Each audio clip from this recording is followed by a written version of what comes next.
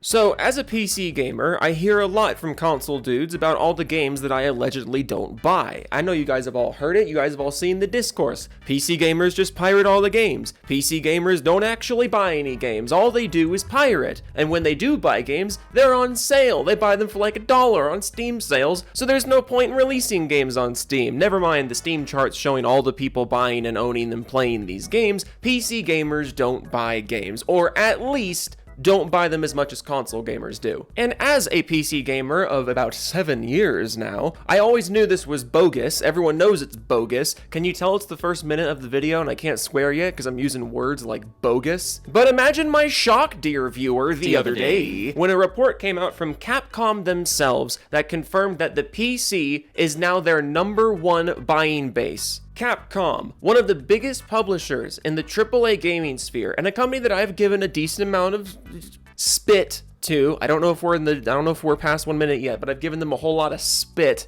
I've given them a whole lot of tootly shit fuck nonsense for their behavior. I think we're past 1 minute now. But they're a company that I've given a lot of shit to in recent years because I think they had a really good run in the late 2010s after a really bad run in the early 2010s, and now the pendulum has swung back and they're back to shoving microtransactions absolutely everywhere they can fit and releasing PC ports before they're properly optimized, and also releasing a gigantic open world RPG with 1 save slot and auto saves. Gee willikers, thanks Daddy Capcom, I didn't want my decisions to matter either. But Capcom is one of the biggest publishers in the world right now, and they confirmed the other day that the PC is buying the majority of their games. It's buying more than the PlayStation, more than the Xbox, and more than Nintendo, much to the dismay of all the people who say PC gamers don't buy games and that console gamers are the real backbone of the game buying industry. Now, why is this happening? First of all, I think it's happening because Capcom, for all the shit that I give them,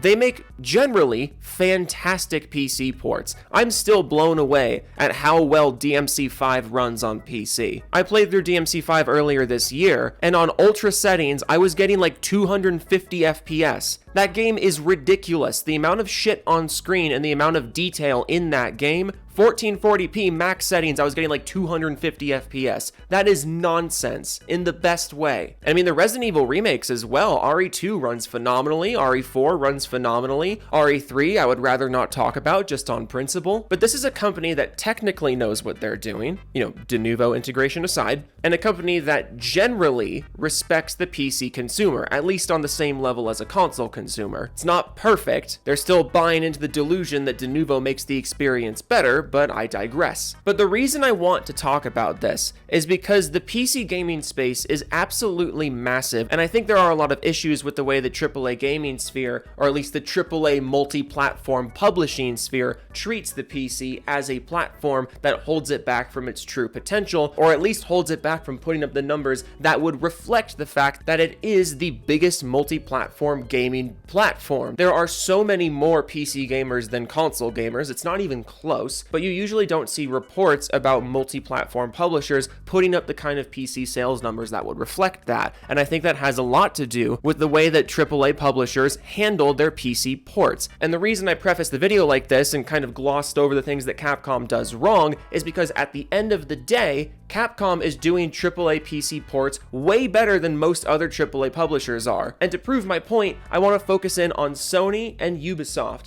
two publishers that should be absolutely crushing it in the PC sphere and simply are not, for two different reasons. Ubisoft is absolutely pissing themselves on the PC. I've covered this in many videos, but in 2019, Ubisoft transitioned over to the Epic Games Store and to their own Uplay store. They do not launch games day and date on Steam, which is the biggest digital distribution service for PC games, and there are a lot of games in their library that are still not available on Steam. Capcom understands this is wrong. Capcom understands that if they want to sell as many copies as humanly possible on the PC, they have to make it as easy as possible for PC gamers to buy them, which is the main point that I'm going to bring up about Sony. Sony consistently releases some of the best-selling games of the year, the years that they come out. When Sony puts out a new God of War game, a new Spider-Man game, a new Horizon game, apparently, it's almost always one of the best-selling games of the year on console, but on PC, their sales are still strong. As far as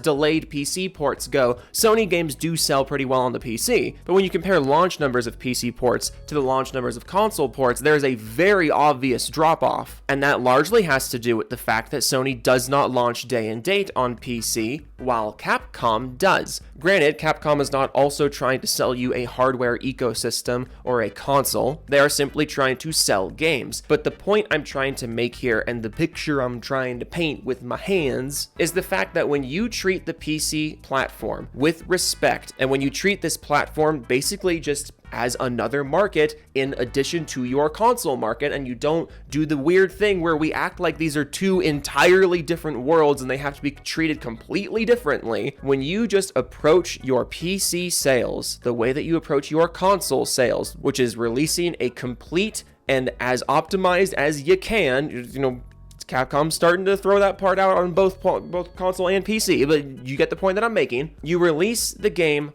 on the platform, complete and functional, and on as many storefronts as you possibly can. You make it as easy and as enticing as possible for a user on any platform the game is released on to give you money for your product. And this is where a lot of publishers are really starting to flub things. I don't understand why Ubisoft refuses to make it as easy as possible for PC gamers to give them money on day one of a game's life cycle. I don't understand why Sony recognizes how big the PC market is, but then refuses to go all the way and release the game's day and date. I don't understand why both Ubisoft and Sony are putting millions and millions of dollars into the marketing and the hype campaigns of all of their new releases, and yet they are not allowing PC gamers to fully embrace the launch period of these games by not launching day and date, or launching day and date but on storefronts and launchers that nobody wants to use. Capcom is living proof, which is a great album, by the way. The album Living Proof by the band Drain. Go listen to that. Capcom is living proof that if you just treat the PC the way that we are asking to be treated, which is you just release a multi-platform game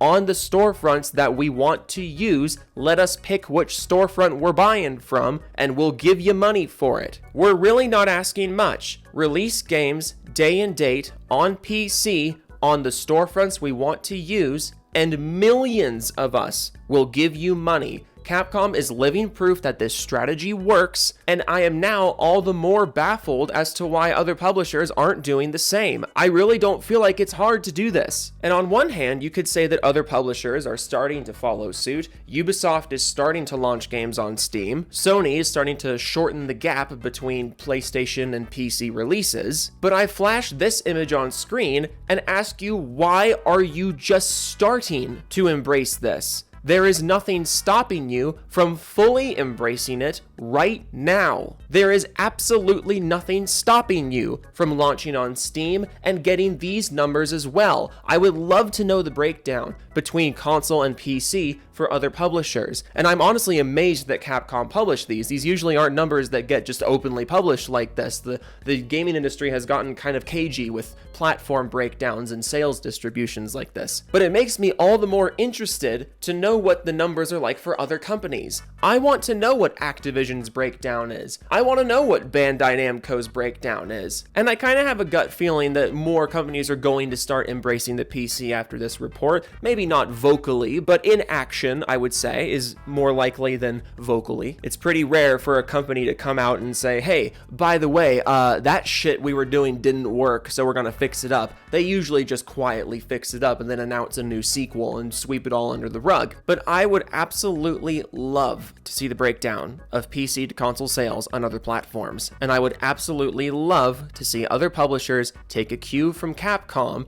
and realize that, oh, if we treat the biggest gaming buying base in the world the same way we treat the smaller ones, ooh, crazy idea, maybe they will buy more copies.